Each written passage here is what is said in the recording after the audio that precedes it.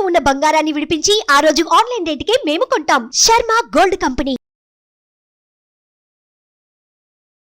నమస్తే రమగారు. నమస్తే జయ. రమగారు, భీష్ముడికి మహాభారతంలో ఒక ప్రత్యేకమైన స్థానం ఉంది. అసలు ఆయన జననం, తర్వాత ఆయన పూజా విధానం, పుట్టుక, వీటికి సంబంధించి చాలా రకరకాల కథనాలు నేను విన్నాను.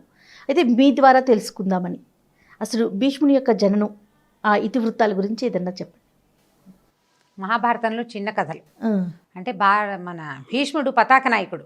అంటే కథ మొదటి నుంచి చివరి దాకా ఉన్నారు. ప్రతి ఘట్టంలోనూ ఉంటారు, ప్రతి ఘట్టంలోనూ ఉంటారు. అంటే కదా, ఒక కథలో ముందు నుంచి చివరి దాకా ఉండే క్యారెక్టర్స్ కొన్ని ఉంటాయి. అయితే చిన్న కథల రూపంలోనూ చెప్పుకోవచ్చు. మహాభారతం మొత్తం కథ చెప్పినా భీష్ముల వారు ప్రతి చోట మనకు కనపడతారు. శకుని లాగానే.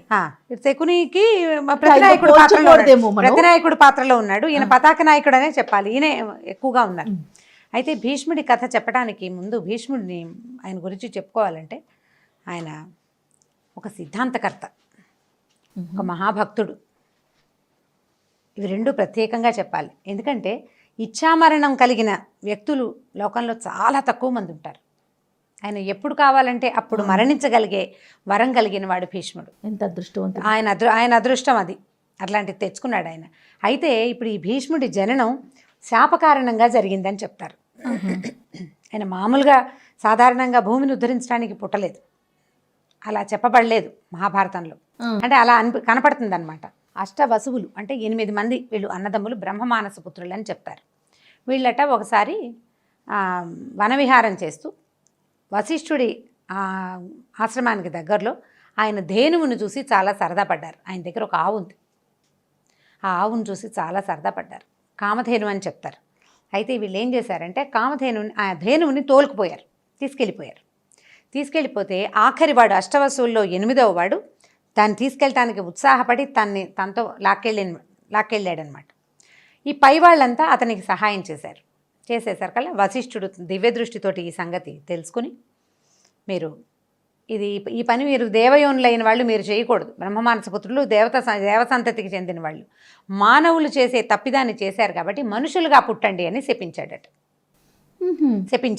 శపించేసరికల్లా ప్రాధాయపడ్డారు. అయ్యా మనుషులుగా పుట్టమంటే జనాభరణాలు ఉంటాయి, మా వల్ల కాదు, మమ్మల్ని ఏదో ఒక విధంగా రక్షించు, కాపాడమని ప్రార్థిస్తే ఆయన ఏమన్నాడంటే, ఎవరైతే ఈ ధేనువుని తీసుకెళ్ళడానికి ప్రయత్నం చేశాడో వాడు భూమి మీద బతక తప్పదు. అతను పుట్టాల్సిందే, బతకాల్సిందే. సహాయం చేసిన వాళ్ళు పుట్టి వెంటనే మరణించినా సరిపోతుంది. మానవ యోని యందు పుట్టడం, మనుషులకి జన్మించటం అది తప్పదు. మరణించి మీరు వెంటనే వచ్చేయచ్చు. కానీ ఎవరైతే ఈ ప్రయత్నం చేశాడో అతను మాత్రం భూమి మీద ఉండిపోవాల్సిందేనని చెప్పేసరికల్లా ఈ వసువులు ఏం చేశారు, మనం పుట్టాలి ఎవరికో ఒకళ్ళకి, మనుషులకి అని ఆ మనుషుల్ని సెలెక్ట్ చేసుకునే అవకాశం కూడా వీళ్ళకి ఆయన వశిష్ఠుడు ఇచ్చారు. ఇచ్చేసరికల్లా వీళ్ళు ఏం చేశారు, గంగాదేవి దగ్గరికి వెళ్ళి, అమ్మ నువ్వు మానవ కాంత రూపంలో మనుషులు ఎవరినైనా వివాహం చేసుకుని మమ్మల్ని కనమని అడిగారు. నీ గర్భంలో జన్మిస్తాము, వాళ్ళ మనుషులకి ఎలా పుడతాము, నువ్వంటే సురగంగవి అని బాగా బతిమలాడారు. ఆమె కూడా వాళ్ళ కోసం ఒప్పుకుంది. వీళ్ళకి బాంధవ్యం ఉంది చూడండి. ఎలా అంటే విష్ణువు తాలూకు పాదాల నుంచి, విష్ణుపాదోద్భవి గంగ, విష్ణువు పాదాల నుంచి పుట్టింది గంగాదేవి. విష్ణువుకు నాభి నుంచి పుట్టినవాడు బ్రహ్మదేవుడు. ఆయన యొక్క మానస పుత్రులు వసువులు. వీళ్ళ దగ్గర సంబంధికులు కదా. ఒప్పుకుంది ఆవిడ. ఒప్పుకుని ఏం చేసింది, ఒకరోజు మానవ రూపం ధరించి భూమి మీదకి వ్యాహ్యాళికి వస్తే ప్రతీపుడు అనే ఒక రాజుగారు, చంద్రవంశానికి చెందినవాడు అక్కడ కనపడ్డాడు. ఈవిడేం చేసింది, వెళ్ళి ఆయన ఒళ్ళో కూర్చుందట. ఆయన అక్కడ సంధ్యావందనం చేసుకుంటూ ఉంటే ఆయన తెల్లబోయాడు. ఏమిటమ్మా అంటే, నేను ఎవరినైనా మానవుడిని వివాహం చేసుకోవాలని చెప్తే ఆయన ఏమన్నాడంటే, అమ్మ మా వంశంలో తండ్రి తొడ మీద కూతురు కానీ కోడలు కానీ కూర్చోవచ్చు. నువ్వు ఇప్పుడు వచ్చి నా తొడ మీద కూర్చున్నావు. ఇది కోడలవ్వాలి లేదా కూతురు అవ్వాలి. తప్ప నేను నిన్ను వరించడానికి వీల్లేదమ్మా. ఒక పని చెయ్యి, నాకు భవిష్యత్తులో కుమారుడు కనుక జన్మిస్తే నువ్వు అతన్ని వరించవచ్చు అని చెప్పాడట. కోడలిగా ఒప్పుకున్నాడు ఆయన. తర్వాత కాలంలో ఈవిడ ఇప్పుడు తండ్రి ఒళ్ళో కూర్చున్న ఆవిడ కొడుకుని పెళ్లి చేసుకోవటం ఏమిటని మనకు అనిపిస్తుంది విచిత్రంగా. ఈవిడేమో అమ్మ దైవాంశ కదా, అప్పుడు ఒక మానవ రూపం ధరించి వచ్చింది, తర్వాత మళ్ళీ మానవ రూపం ధరిస్తుంది. ఆవిడ వాళ్ళకి జరామరణాలు ఉండవు, వృద్ధాప్యం ఉండదు, ఎప్పుడు నిత్యయవనులుగా ఉంటారు దేవతలు. చాలా కాలం తర్వాత ఈయనకు ఒక కుమారుడు జన్మించాడు. ఆయన శంతనుడు, ఆయన పేరు శంతనుడు అనే రాజు. భూమి మొత్తానికి ఆయనే రాజు. సరే ఈవిడేం చేసిందంటే ఈ శంతనుడిని వివాహం చేసుకునే ఉద్దేశంలో ఉంది. ఒకసారి శంతనుడు గంగానది తీరానికి సాయంకాలం వ్యాహ్యాళికి వచ్చాడు. ఈవిడ మానవ రూపం ధరించి ఆయన కనపడేసరికల్లా ఆయన ఆవిడని చూడగానే ప్రేమించాడు. తనని వివాహం చేసుకోమని అడిగాడు. అప్పట్లో ఈ ప్రపోజ్ చేయటము ఇవన్నీ చాలా సహజమైన సంగతులుగా మనకి భారత కథలో ఎంతమంది కనిపిస్తారో, కనపడంగానే నన్ను పెళ్లి చేసుకో అని దానికి ఏ విచక్షణ లేకుండా ఆ అమ్మాయిని పెళ్లి చేసుకు తెచ్చుకోవడం కనపడుతుంది. నాకు చిన్నప్పుడు ఈ కథలు చదివినప్పుడు ఆశ్చర్యంగా ఉండేది, ఇదేమిటి ఇలా అడుగుతారా అని. ప్రపోజ్ చేయడం అనేది ఒక పెద్ద విషయం కదా, కానీ అలా సింపుల్గా ప్రపోజ్ చేసేవాళ్ళు. ఆవిడ కూడా ఒప్పుకుంది. ఏమని చెప్పిందంటే, నేనేం చేసినా నన్ను నువ్వు ఏమీ అడగకూడదు. ఇది ఎక్కడ న్యాయం అండి? అంతే, నువ్వు అడిగేదాకా నువ్వు ఏదైనా అడిగావో నేను వెళ్ళిపోతా, నువ్వు అడగకపోతే నీతో ఎన్నాళ్ళైనా ఉంటాను. సరేనా ఒప్పుకున్నాడు. ఆవిడ నచ్చింది ఆయనకి. ఊరుకోవటమే, ఆమె ఏం చేసినా ఊరుకుందాం అనుకున్నాడు. సరే తెచ్చుకున్నారు, వివాహం చేసుకున్నారు. సరే కలిసి కాపురం చేస్తుండేవారు. ఆవిడ గర్భవతి అయింది. ఒకనాటి సాయంకాలం చీకటి పడ్డాకో తెల్లవారుజామునే కన్నది. డెలివరీ అయిపోయింది. మగపిల్లాడు పుట్టాడు. అందరూ చెప్పుకున్నారు, ఆహాహా అమ్మాయికి గంగాదేవికి మగపిల్లాడు పుట్టాడు అన్నారు. ఈవిడ ఏం చేసింది, సరే డెలివరీ అయింది. రాజుగారు పిల్లాడిని చూడడానికి వస్తున్నాడు. ఈవిడ మంచం నుంచి లేచి పిల్లాడిని చంకలో పెట్టుకుంది, చేత్తో పట్టుకుంది, చకచక బయటికి నడవటం మొదలెట్టింది. ఆవిడ ఎక్కడికి వెళ్తుందో దాసదాసి జనానికి అర్థం అవ్వలేదు. రాజుగారు కూడా ఆశ్చర్యపోయాడు. బాలింతరాలు అప్పుడే కన్నది, పిల్లాడిని ఎత్తుకుని వెళ్తోంది బయటికి. ఆవిడ వెనకాలే రాజు కూడా వెళ్ళాడు. ఆవిడ అలా గంగా తీరానికి వెళ్ళి ఎత్తి విసిరేసింది గంగలోకి పిల్లాడు. నిర్ఘాంతపోయాడు రాజు. ఏం చేయాలో తెలియదా. అడిగితే వెళ్ళిపోతుంది, అదే అడగటానికి లేదు. అడిగావా వెళ్ళిపోతుంది. ఆవిడ తిరిగి వచ్చి రాజును చూడనట్టుగా చూసేసి వెళ్ళిపోయింది మామూలుగా. ఆయన మొహంలో 1,000,000 ప్రశ్నలున్నా ఆవిడ దగ్గర ఒక్క సమాధానం కూడా లేదు, నవ్వు తప్ప ఏమీ లేదు. ఈయనకి ఏం చేయాలో తెలియలేదు, చాలా దిగులు పడ్డాడు. ఇదేమిటి ఇలా అయింది అని. ఇలా 1 సారి 2 సార్లు 3 సార్లు 4 సార్లు 5 సార్లు 6 సార్లు 7 సార్లు ఆవిడ కన్నది. మగపిల్లవాడే పుట్టేవాడు. ఈ పుట్టిన మగపిల్లాడిని ఈ పిల్లాడిని ఎత్తుకుని ఈవిడ గబగబా గంగా నదికి నడిచి వెళ్ళిపోయేది. ఆ పిల్లాడిని ఎత్తి గంగలో పడేసేది. వీళ్ళు 2-3 కాన్పులు అవ్వగానే ప్రజలందరికీ దాసదాసి జనానికి తెలిసిపోయింది, ఈవిడికి ఏదో తిక్క తిరుగుతుంది. ఇలా పిల్లాడు పుట్టంగానే ఏముంది, మగపిల్లాడు పుట్టితే గొప్ప ఏమీ లేదు. ఏ పిల్లాడు పుట్టినా ఒకటే. పిల్లాడు పుట్టంగానే ఈవిడ మంచం దిగుతుంది, పిల్లాడిని ఎత్తుకుంటుంది, తీసుకుపోతుంది, నీళ్ళలో పడేస్తుంది. రాజుకి ఇక్కుర్మండు. మామూలుగా రాజాస్థానాల్లో మగపిల్లాడు పుట్టాడంటే తర్వాత రాజు పుట్టినట్టే కదా, చక్రవర్తి కుమారుడు, రేపొద్దున వీడే మన భవిష్యత్తు రాజని ఆశ పెడుతుంది ప్రజ. ఆశ లేదు, ఏమీ లేదు. తెల్లారేసరికి ఈవిడ పిల్లాడిని ఎత్తుకుని వెళ్ళిపోతుంది, గంగలో పడేస్తుంది, తెలిసిపోయింది వాళ్ళకి. ఇలా 7 సార్లు జరిగింది. 8వసారి ఇక ఆయన ముందే నిర్ధారించుకున్నాడు, ఈసారి మాత్రం ఇంకా ఈమెను స్పేర్ చేయకూడదు, ఎలాగైనా ఈవిడిని అడిగేయాలని. ఉంటే ఉంటుంది, వెళ్ళిపోతే వెళ్ళిపోతుంది. ఆవిడ సిద్ధంగానే ఉంది ఆవిడ కూడా సమాధానం చెప్పడానికి. సరే 8వసారి కన్నది. సరే లేచింది, పిల్లవాడిని ఎత్తుకుంది. మళ్ళీ పిల్లాడే ఆ పిల్లాడిని ఎత్తుకుంది నడుస్తోంది. ఆయన గబగబా వెళ్ళాడు రాజు. గంగ దాకా వెళ్ళేసరికి పట్టుకున్నాడు ఆవిడ్ని. ఏమిటమ్మా నీ సంగతి, 7 చక్కటి తేజోవంతులైన కుమారులను కన్నావు, ఏం గర్భం నీది, కన్న కడుపు లేదు నీకు, ఇట్లా గంగలో పడేస్తావా, ఈ పిల్లాడిని కూడా పడేయటానికే వచ్చావు, నువ్వు ఏం చేసినా సరే ఈ పిల్లాడిని పడేయటానికి నువ్వు వీల్లేదు, నీ వల్ల ఈ శోకాన్ని నేను తట్టుకోలేకపోతున్నాను, ఈ కలిగిన కుమారుల మీద ఉన్న దుఃఖాన్ని పోవటం లేదు, ప్రజలంతా నన్ను నానా రకాలుగాను అనుకుంటున్నారు, నా దేశము పాడైపోయేలాగా ఉంది, నా మనసు పాడైపోయింది, ఈ పిల్లాడిని నువ్వు పడేయటానికి వీల్లేదంటే ఆవిడ నవ్వింది. రాజా నన్ను ప్రశ్నించవు నువ్వు, ఇంకా నేను ఉండను, నువ్వు వెళ్ళిపోయినా సరే నా పిల్లాడిని పడేయటానికి వీల్లేదన్నాడు. అప్పుడు ఆవిడ చెప్పింది, నేను గంగని, మానవకాంతని కాను, ఈ పిల్లవాడు కొద్దిగా ప్రయోజకుడయ్యాక నీకు తెచ్చప్పచెప్తాను, ఇతను నీతోటే ఉంటాడు అని చెప్పి పిల్లాడిని తనతో తీసుకెళ్ళిపోయింది. కొంతకాలం తర్వాత కొంచెం పెరిగిన పిల్లవాడిని ఆయన చూశాడు. సాయంకాలం పూట అలా దిగులుగా ఉండేవాడు. ఇంకా మళ్ళీ ఆయన వివాహం చేసుకోవాలి, అలాగే ఉండిపోయారు రాజు.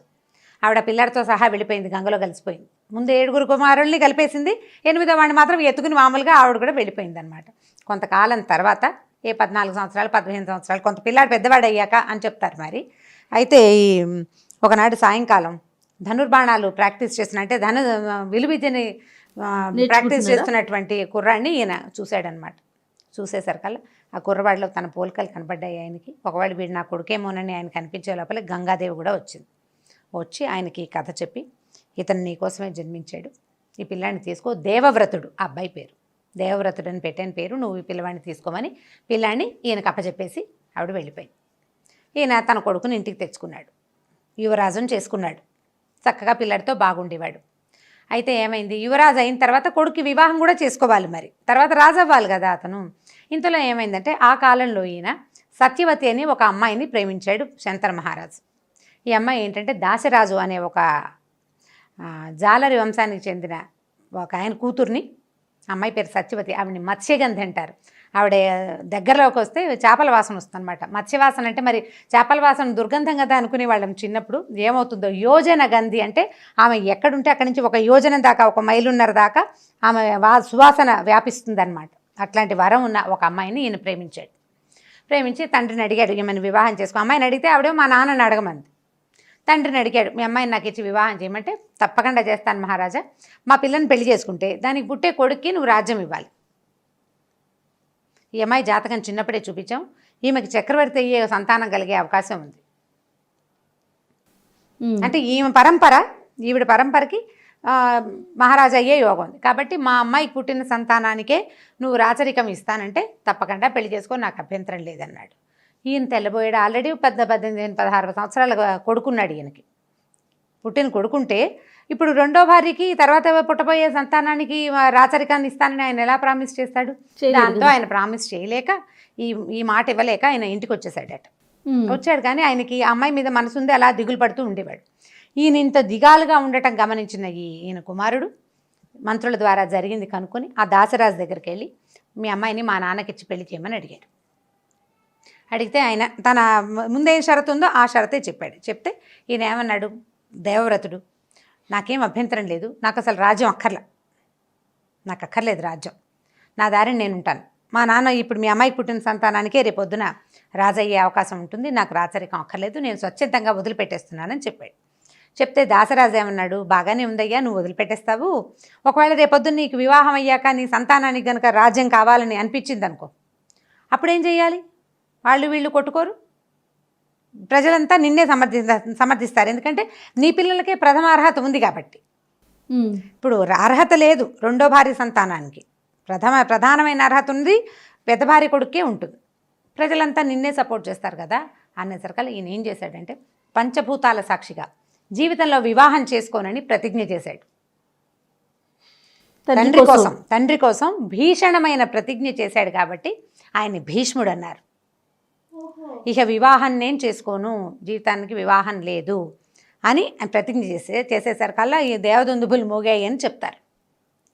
అక్కడి నుంచి దాసరాజు ఆ కుమార్తె నుంచి పెళ్లి చేసేసాడు శంతనుడికి. ఈ భీష్ముడు అనే పేరు వచ్చింది దేవవ్రతుడికి.